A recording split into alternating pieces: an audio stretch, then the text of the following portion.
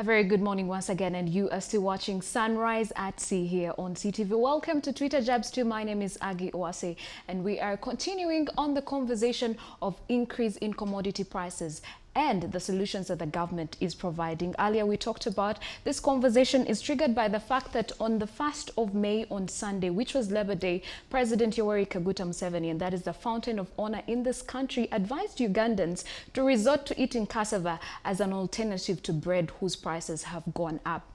And joining me at the center of this conversation to give us more insight and deliberate more on this matter is Mr. Sembadre, who is an economist. Good morning, sir. Good morning, Agnes. And thank you so much for joining us on Sunrise this morning. Thank you. Well, to start off this conversation, I'd like to ask you, do you think that the idea that President Museveni talked about Ugandans resorting to eat cassava instead of bread, do you think it was taken out of context or it was a good idea? Thank you, viewers. I just want to first appreciate the management of this television. Thank you for inviting me to talk about such a very important issue. In the first place, I want to say, mention cassava as a substitute to bread, I think, may not be the perfect substitute. Simply because when you talk about eliminating bread in our menu, it implies a lot of things. Yes. In the first place, you should realize that there are people who are employed in this industry. What will happen to them? You are eliminating bread because the wheat flour is high. The prices of wheat flour is high. What does that imply? Yes. It implies people who are working in the bread industries are not going to be continuing producing. It implies people who are producing biscuits, people who are making chapatis. You are aware that chapatis employ a big number of people. Absolutely. To me, I think instead of the president as a fountain of honor, people are saying he was joking, but I don't think a person of his caliber can joke. We can only assume that he was joking, maybe as he was addressing that particular sector of person or people. But when you look at the way he was communicating, he was talking to the country, to the nation. People were receiving this as a gospel truth. And what does it imply? You are telling us to eat cassava, which is a substitute to some people. But what does it imply to a villager? Villagers have been eating cassava, so that is not news to them. But a person in Kampala here, person in urban areas, people in urban areas, are they going to really be able to get cassava? Remember, the price of fuel is high. How is this cassava going to be transported really? Because you are telling us eat cassava. And by the time the cassava reaches the town or in the urban area, it is already again affected by the higher prices. So to me, I don't think that telling people to eat cassava is a new aspect. I've given an example of villagers. They have been eating it. So there is nothing new. But when you talk about you tell about people in town, I think you are not substituting the role of bread, simply because some people don't take hard food like cassava. Yes. And you've said still that we need the cooking oil for frying cassava in order to substitute bread. Otherwise, you'll be cooking it as a meal. So to me, I believe a lot in production chain would have been broken down if you eliminate wheat in our production. When you are making bread, you need raw material like eggs. It means even the poultry people who are keeping birds, you are eliminating them in the production. You need sugar as well. You need sugar, which sugar prices are already what? High. To me, I believe this was not the right part, the perfect substitute. However, those who can afford, I cannot refuse them to continue, as the president said. And you have seen people making it as a fun. This morning I've watched a man taking a cassava with soda, and uncooked moreover. And I don't know the effect of that on lifetime, but as you are aware that we are going to have unemployment as a result of the distribution and production chain. People producing bread are going to be unemployed for this period. Traders, the retailers, all of these were not foreseen as the president was advising people. But generally, I can't say if the president doesn't take cassava. I think one's man's meat and poison. Yes. So, and that may not be a point. It doesn't mean that what the president does not want, other people should stop consuming it. To me, I believe we can still get other alternatives as regards wheat prices.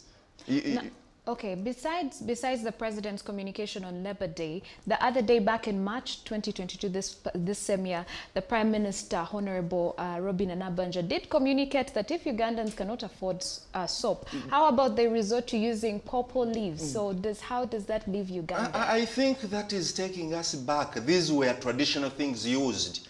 And UgandaofToday.com, and you think about using such a tradition. But let me come back to the statement she made when the Muslim celebrations were taking place in Old Kampala, that we are not going to increase taxes. To me, I think that's not still a solution. Taxes already are high. We are just requesting government to reduce on these taxes. Last time I talked about this. Let's select the basic items and then do away with prices. Some people have questioned that and saying, how will the economy look like without taxes? But we are saying we can have taxes shifted from the basic requirements and then placed on luxury, those people who are drinking, people who are smoking. We can have the tax again compensated. Yes. But if the government comes on that we are not going to do anything, like the permanent secretary one time, Dr. Ngobi said that we cannot do anything. Really, there is nothing that cannot be done. Uganda is endowed with resources. We can have import substitution. The idea of having agriculture as a solution, I think one of the top officials have said, let's carry on agriculture. I think agriculture is a longer-term solution. You can't tell me that agriculture is going to solve a problem of cement prices. You can't tell me that agriculture is going to solve a problem of iron bar prices. Yeah. So I think even if we were to take palm trees and so on to plant, it will take a long period. Yes. So Ugandans should come up with short-term solutions, like reducing the prices of fuel by maybe cutting some taxes from that. Then we can also, Uganda as a country, using the powers of economic integration, we can look forward and see which countries have the requirements that we need, and then we bargain using the bargaining power of East African community. Yes. Immediately, and we can have these. Okay. Further still, the government can liaise with the traders and maybe direct them to countries where we can have these. But we can't stand. Some people are saying, are Ugandans living on their own? Yes. Almost, but of course, there are things that Uganda government should provide, like social services, roads, and so on. Those are being provided. We can't eliminate that. But still, when you see the government does not give you food, yes, only what it can do is to make sure that taxes are reduced and the people are able to get the services like sugar, salt, cooking oil at a reduced price. But if it is not doing that, then somehow, somewhere we can say Ugandans are almost living. Okay, now that we see all the grievances at hand, I mean, the prices of commodities are high, and then the government has not yet provided long-lasting solutions for Ugandans. Do you think, in your perspective, it's time for Ugandans to actually focus more on their income outflow than income inflow? Now, the issue is, where are they getting their inflow? Are they there? What are they saving, in other words? So, a lot has to be done. The unemployment problem in Uganda should be looked into immediately. Because if you tell people, but the fact remains, before looking at what you will come up with, what you will be earning, let's save what we have. Let's reduce on our expenditure. I said it last time, that if you don't have essential issues that we are going to do, please leave the vehicle at home. Given the fact that the prices are high, leave the vehicle at home, walk to work. It may not be aggressive as it used to be, but straight move to reduce on unnecessary movements such that you can still have, if you can go without sugar, because that's the situation dictating, leave that, then get the basics for satisfying your need. If you've been earning, please consistently continue what? Earning. That's what I can say about that. But however, I've still heard again, people are saying it is a liberalized economy, price mechanism setting the prices. I think there is a situation where the government should intervene. Absolutely. In prices, setting up the what? Prices. Where we are getting monopoly situations. The government should come in to make sure that people are helped. It is the duty of the government. Again, takes me back to the point of saying eat bread. To me, I think the government... Cassava. Eat cassava. I think the government is abrogating its obligation by saying eat cassava. Now, you are... By the way, you may see it as a simple statement, but it is big in itself. Because some people take the word of the president as a gospel truth. I've told you, people are eating it in a divergent way. People are now walking with the cassava on the street, showing that the president told us.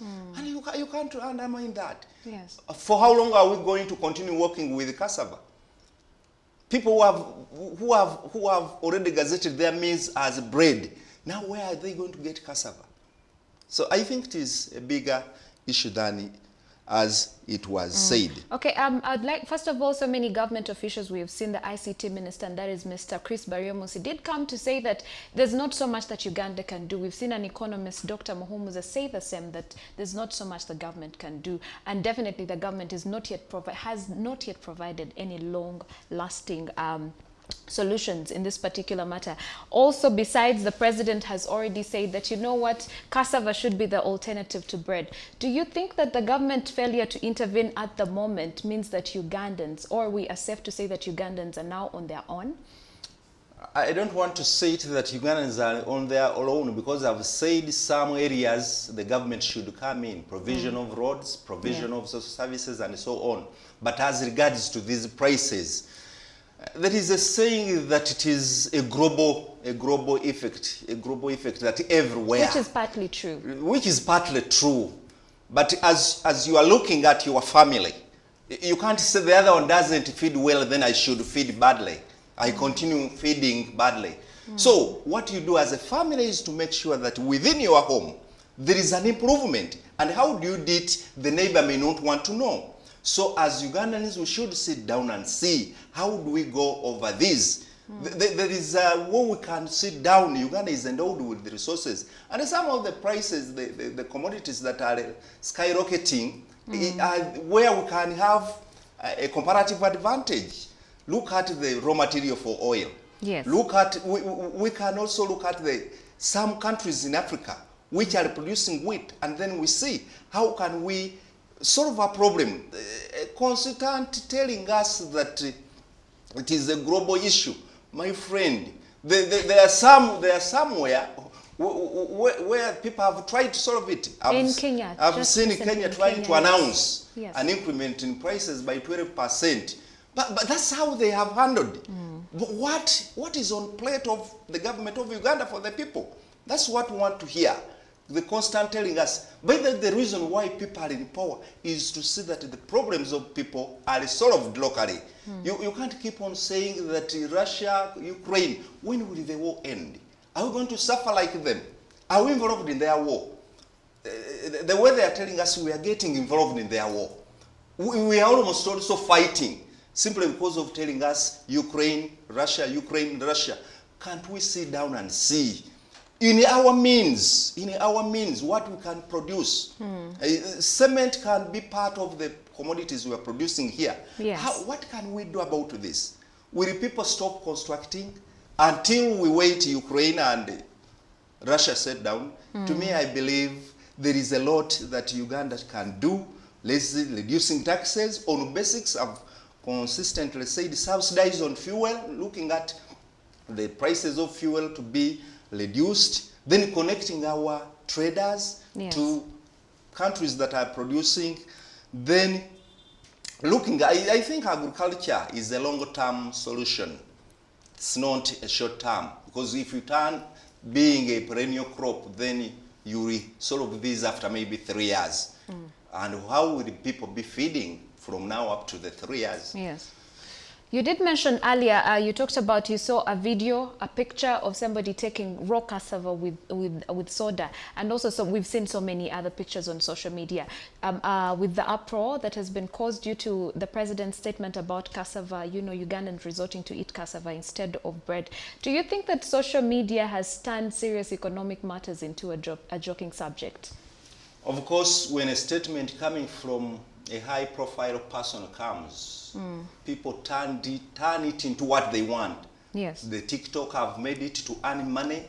The people who are Facebooking are also doing their own. Or maybe it's working in their favor at the end of the day. That's what I'm saying, it's working in their favor, because people have made it to earn their living. Yeah. So an important point like this is made a joke. And the president is forgetting that his joke is taken as a serious point.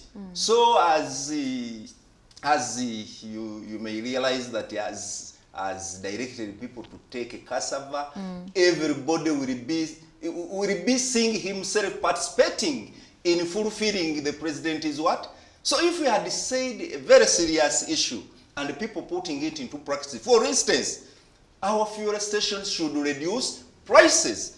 Probably it would make a sense, everybody would want to participate in his statement. Sometimes the president's statement becomes a decree, becomes an order, but when he ordered such a simple thing, I think the media will do whatever it wants in order to fit into their needs and wants. Yes, and depending on that same communication, don't you think this will will definitely increase the price of cassava and cassava flour and every other thing that comes with it? Of course, as I've said, it is a statement from a person of such a caliber. You may find which means it won't be a lasting solution. It may not be an everlasting solution. And remember, the moment it talks about it, it has already gained popularity and the price will go up for cassava. Therefore, there is no statement made.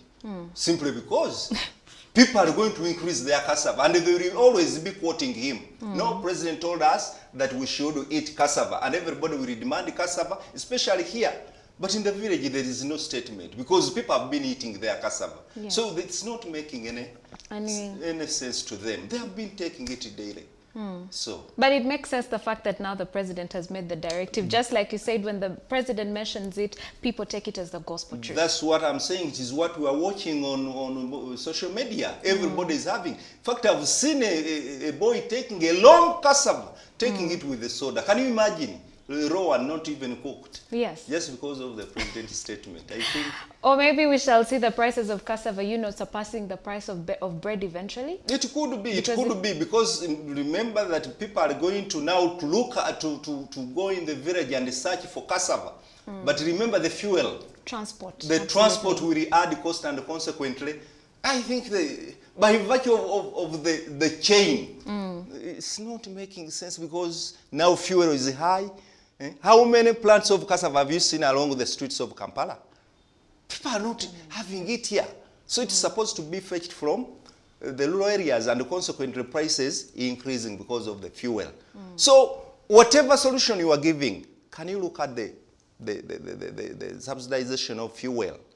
Because if you say let's reduce the prices of fuel, then cassava may come around Kampala at a reduced price, consequently replacing, to some, not a perfect substitute. Yes. Yeah.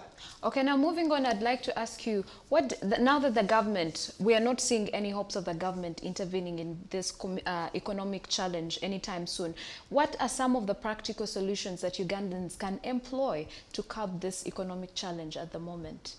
Actually, as you've said, we are not seeing, they have stated it, the Prime Minister has said we are not touching anything, the permanent secretary has said we are not touching anything. So we are not hoping to get anything.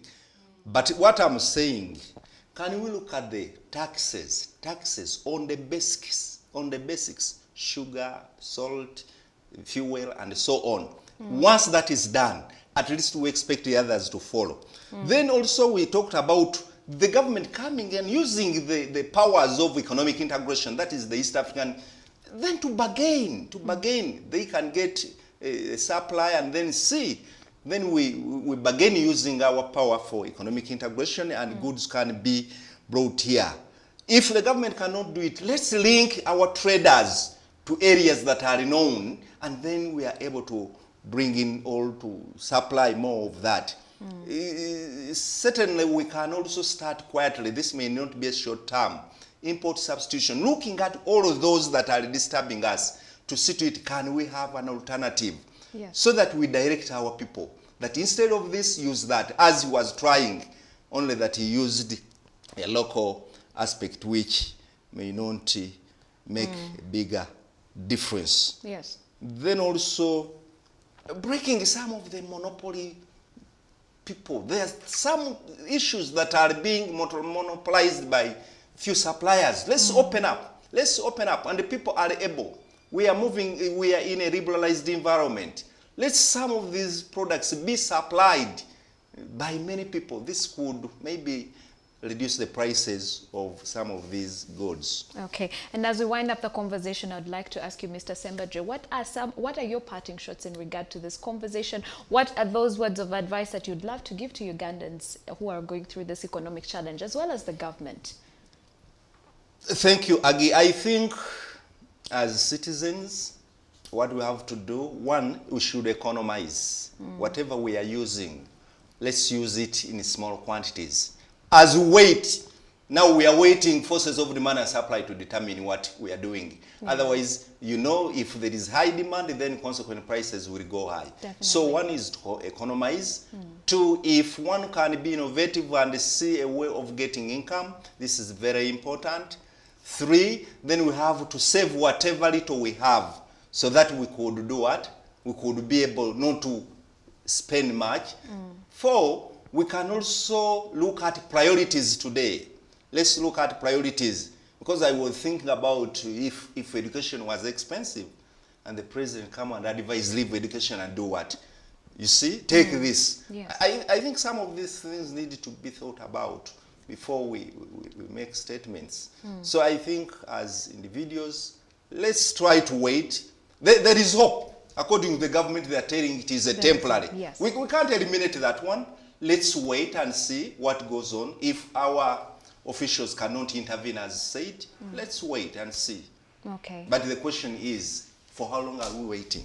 Well, we'll get that, you know, from the Fountain of Honor. Maybe the Prime Minister, Honorable Nabbanja, will let us know on how long Ugandans will have to wait. Well, that has been Mr. Nabbanja, an economist who has been weighing down on this conversation of the hiked commodity prices in this country and what is government's stand on this particular matter. Thank you so much for joining us, Mr. Nabbanja. Thank you, madam. Well, thank you so much for staying tuned to Sunrise at Sea. It continues. Don't blink. Coming up is Wellness, Beauty and Lifestyle. And I sit down with a Buddhist monk who will be weighing in on the conversation of spiritual wellness. Keep watching Sunrise at Sea and don't blink.